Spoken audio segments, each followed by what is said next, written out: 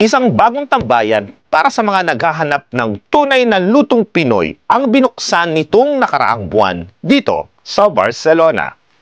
Tampok sa bagong bukas na Rogelio Street Food ang mga paboritong street food mula sa Pilipinas.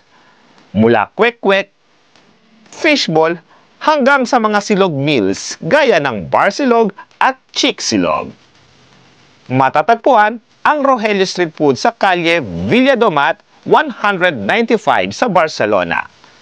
Bukas sila mula alas 12 ng tanghali hanggang alas 11 ng gabi araw-araw at tiyak na mapapasarap ang bawat kagat dahil nga sa kanilang motto, where every bite is an adventure. Sa aming pagbisita, tinikman namin ang ilan sa kanilang mga bestseller gaya ng barsilog, ang kakaibang street delicacy ng paa ng manok o kilala sa tawag na Adidas.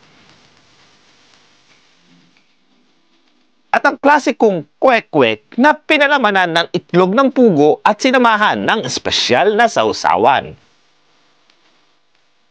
Hindi rin mawawala ang mga paboritong merienda ng mga Pinoy gaya ng fishball,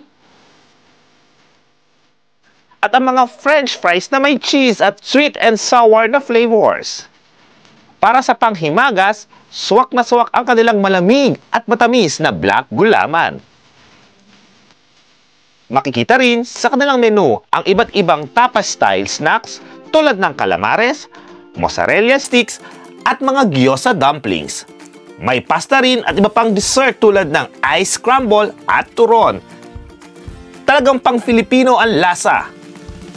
Sa mga Pinoy sa Barcelona na namimiss ang lasa ng kalsada sa Pinas, siguradong mabubusog ang inyong puso at tiyan sa Rogelio Street Food.